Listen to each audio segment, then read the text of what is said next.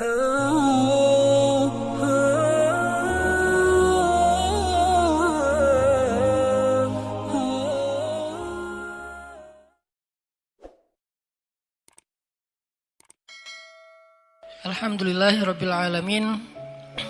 Nahmaduhu wa nasta'inuhu wa nastaghfiruh. Asyhadu an la ilaha illallah wahdahu la syarikalah wa asyhadu anna Muhammadan abduhu wa rasuluh.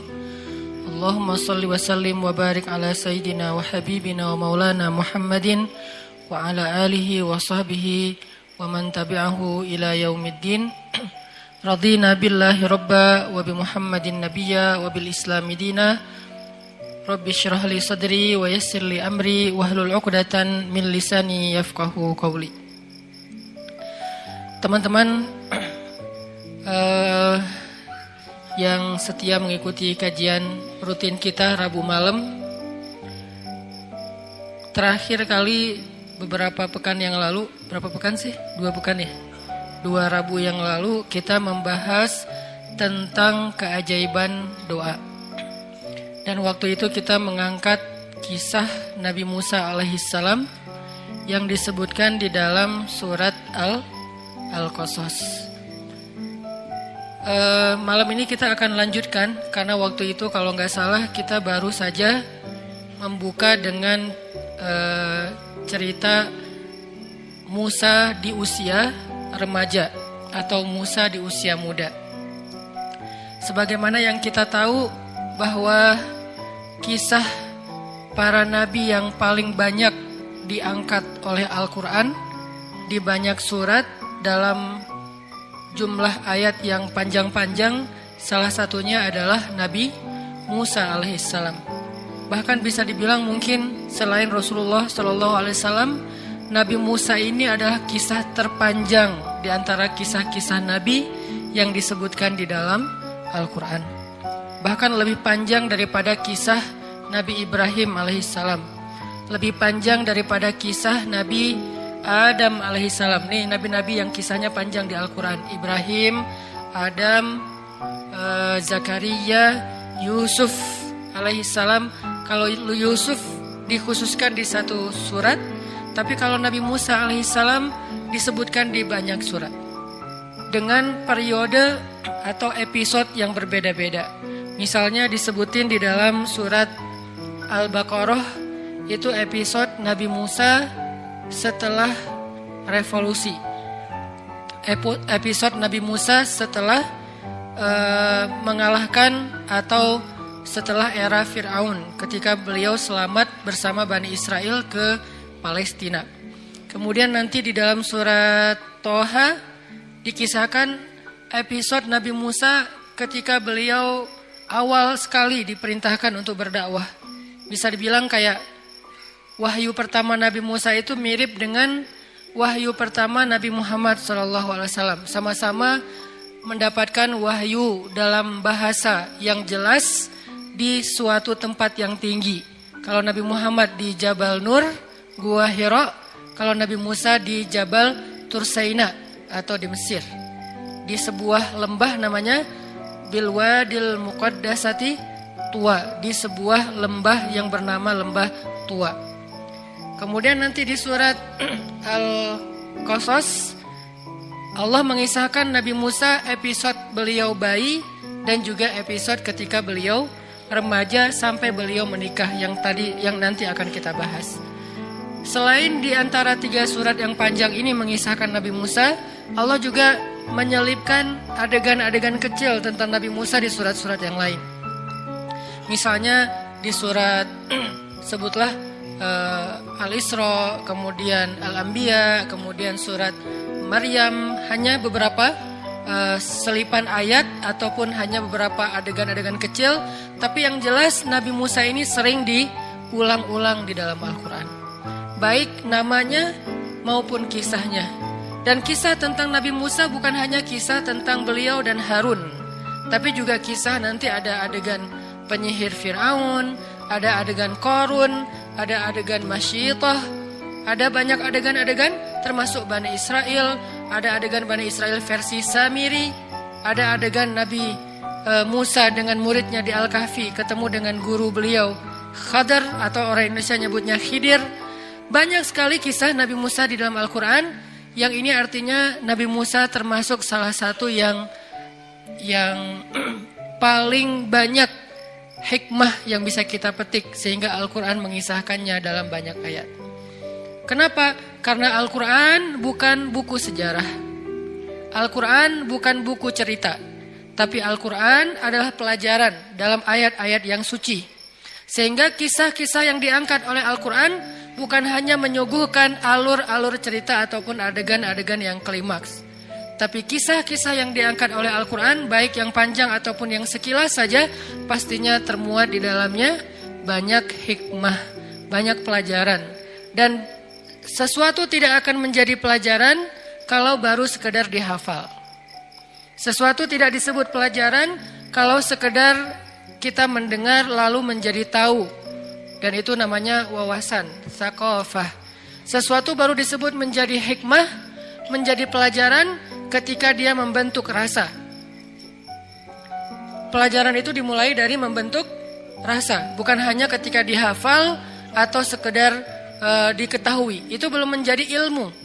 Kalau sekedar dihafal dan diketahui saja, maka orang yang tidak beriman juga bisa melakukannya. Tapi tidak merubah rasa apapun di hati mereka, di dalam perasaan mereka. Sedangkan tujuan Allah mengangkat kisah-kisah di dalam Al-Quran dan Nabi menyampaikannya di dalam sunnah, baik kisah beliau sendiri dalam bentuk adegan-adegan sirah maupun kisah-kisah sebelumnya dalam bentuk hadis-hadis yang panjang. Tujuannya apa? Supaya membentuk rasa di dalam diri kita. Rasa apa? Banyak. Dan semua perasaan ini termasuk di antara tanda-tanda iman. Di antara rasanya misalnya rasa suka dan tidak suka, like dan dislike atau hate. Apa yang kita suka dan apa yang kita tidak suka itu salah satunya dibangun oleh kisah-kisah Al-Quran.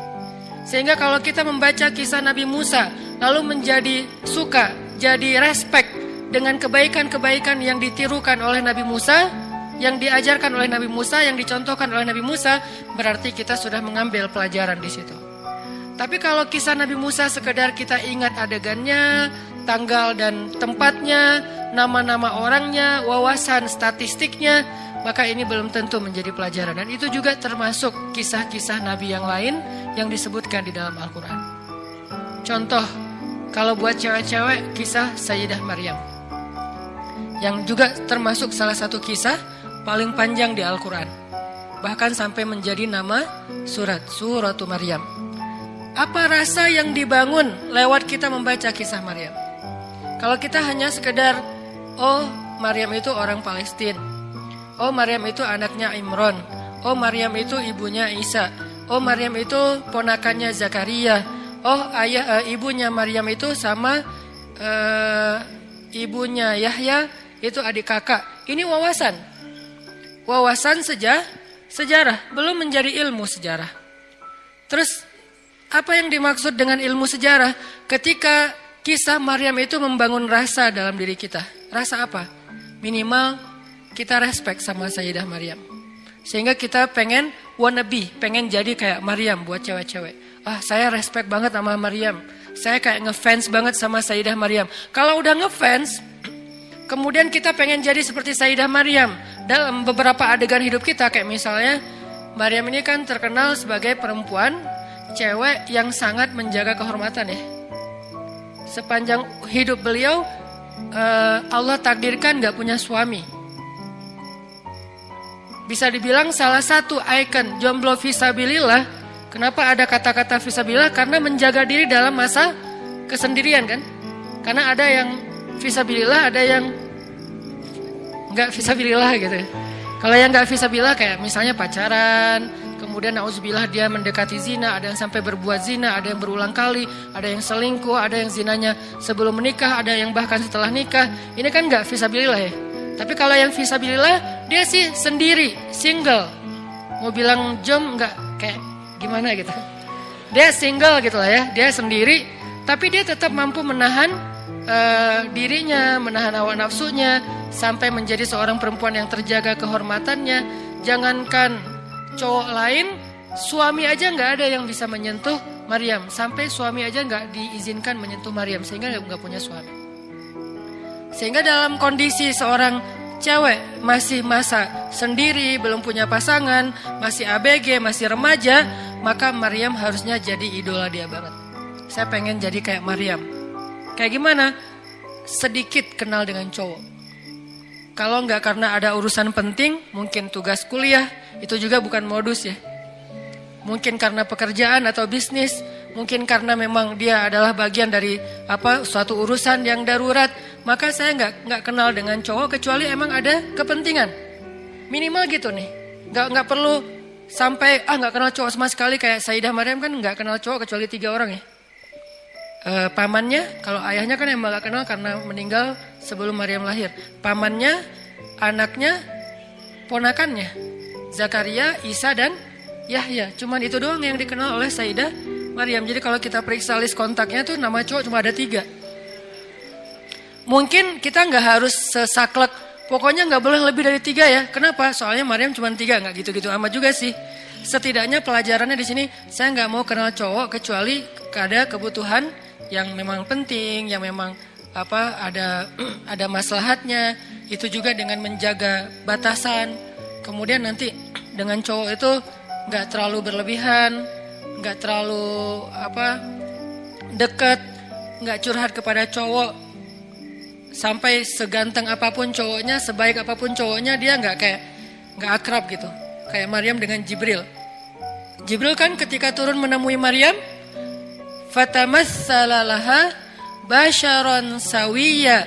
Jibril menjelma sebagai seorang basyaron sawiya, cowok keren. Itu namanya tarjamatus syabab, terjemah anak muda. Yang mungkin sebagian dai tidak berani menerjemahkan Al-Quran dengan terjemah anak muda. Ya gak apa-apa lah, mungkin jadi yang agak unik atau aneh mungkin lebih tepatnya. Tarjamatus syabab terhadap Al-Quran. Apa arti basyaron sawiyah? Kalau terjemah Quran yang baku itu laki-laki yang sempurna. Bahasa kita apa? Cowok keren. Karena ideal, sempurna banget. Nggak berlebihan, nggak juga pas-pasan. Kalau berlebihan misalnya hidungnya terlalu mancung sampai miring gitu kan ya. Ini berlebihan. Nggak juga hidungnya terlalu tawadu gitu. Ini Jibril fatamassala laha basyaron sawiyya. Jibril itu jadi cowok keren. Arti cowok keren ideal banget. Hidungnya ideal, matanya ideal, alisnya ideal, rambutnya ideal gitu. Nggak tahu ya. Cuman beberapa cerita tentang rambut Nabi Isa, Nabi Muhammad kan rata-rata rambut sepundak ya. Dan ada agak-agak ikal kan. Mungkin kalau genrenya agak-agak reggae gitulah kalau di anak muda gitu. Jadi keren gitu. Nah, Jibril datang menemui Maryam menjadi seorang cowok keren. Bukan wujud aslinya Jibril. Kenapa nggak dengan wujud asli aja? Yang pernah melihat Jibril dengan wujud asli itu sedikit. Salah satu di antara yang sedikit, di antara manusia, cuman Rasulullah SAW. Itu juga 2 kali menurut sebagian besar riwayat. 2 kali doang. Sisanya, Nabi kalau ketemu Jibril, tadi jadi cowok keren. Saking kerennya Jibril, Umar aja terheran. Umar itu agak idealis dan punya standar yang tinggi tentang cowok keren. Itu Umar. Buat dia cowok keren itu harus gagah, harus keker, harus tinggi. Ininya bahunya, bidangnya tuh harus lebar. Cowok keren dalam standar Umar itu tinggi. Jadi susah untuk disebut keren di mata Umar. Tapi Jibril bikin Umar gak berkedip. Kira-kira sekeren apa nih Jibril? Bikin Umar gak berkedip ketika Jibril datang sebagai cowok keren. Lalu duduk di depan Nabi dengan pakaian yang bersih, rapi, gak ada leceknya sedikit pun. Sampai Umar komennya, kami gak kenal dia, seolah-olah dia bukan orang Madinah. Tapi di pakaiannya gak ada bekas-bekas safar. Arti gak ada bekas safar itu gak ada leceknya. Kita kan naik motor juga, bukan cuma baju yang lecek, sampai muka juga lecek gitu kan ya. Knalpot lah, apalah. Saya juga suka ngelihat gitu. Kalau saya sering naik motoran beberapa hari, akhirnya muka saya, kenapa saya jadi agak-agak susah diedit gitu teh. Kalau biasanya naik mobil, karena misalnya mungkin gak terlalu macet naik mobil, masih bisa lah pakai kamera depan gitu kan ya. Tapi kalau pakai motor, kamera depan juga gak bisa. Artinya lecek banget mukanya nih. Jadi kalau mau ngajar naik motor pasti udah lecek banget. Tapi Jibril alaihissalam datang dengan pakaian yang tidak lecek, apalagi wajahnya. Pakaian aja yang gampang kusut, gak kusut sama sekali. Gak ada bekas lipatan sedikit pun di pakaiannya, seolah-olah dia bukan perjalanan jauh. Tapi kalau dia bukan perjalanan jauh, dia bukan orang setempat. Gak ada yang kenal, tetangga siapa ini orang, tinggal di sebelah mana. Karena gak ada yang kenal, sehingga sahabat heran. Bukan orang sini, tapi gak ada bekas-bekas perjalanan jauh, itu kan keren banget. Sehingga Umar dengerin aja. Dia tiba-tiba duduk di depan Nabi, menautkan lututnya dengan lutut Nabi, ketemu gitu, ngobrol sama Nabi, wajahnya berseri-seri, dia tersenyum, bertanya kepada Nabi, sebutin apa Islam, sebutin apa iman, sebutin apa ihsan, kapan terjadi kiamat, apa tanda-tanda kiamat. Setiap dia bertanya, dia membenarkan. Dia bertanya, dia membenarkan. Sampai setelah itu dipeluk Rasulullah oleh laki-laki itu, dia pun pergi. Sahabat masih diam aja. Mereka takjub melihat ini cowok keren banget. Nggak tahu di situ ada cewek-cewek atau enggak. Kebayang kalau di zaman sekarang Jibril turun, wah, bisa pingsan.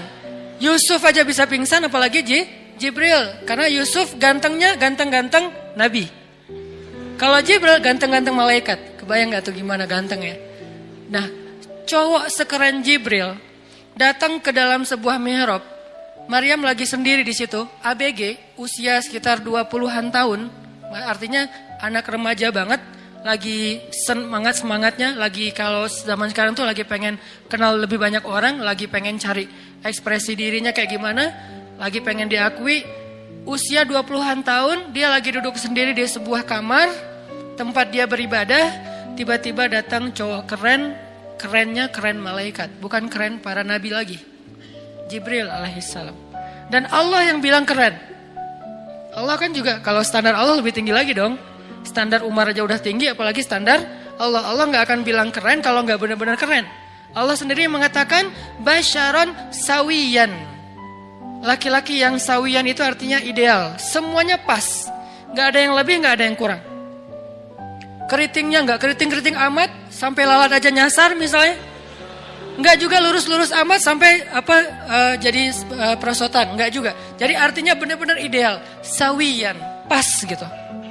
Putihnya pas, enggak sampai terlalu putih jadi agak diragukannya cowok apa cewek ya gitu kan ya. Ini pas banget, putihnya putih maco gitu. Tapi enggak terlalu dark juga gitu. Enggak terlalu doff lah. Ini nih cowok paling ideal. Nggak bisa dibayangin pastinya. Tapi yang penting Allah bilang ideal berarti udah ideal. Basyaron sawiyan berarti keren banget.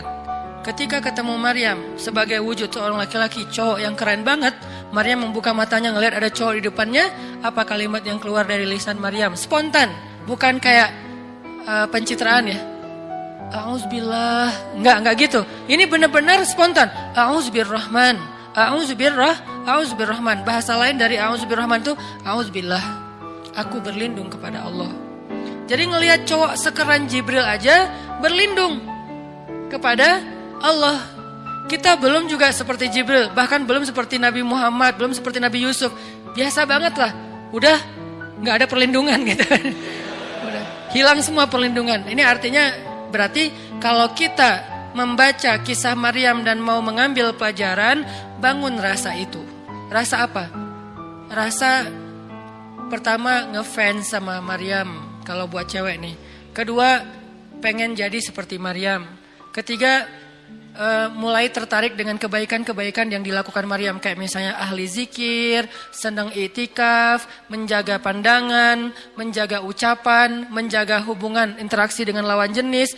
Ini berarti kisah Maryam udah jadi ilmu buat kita karena udah membangun rasa.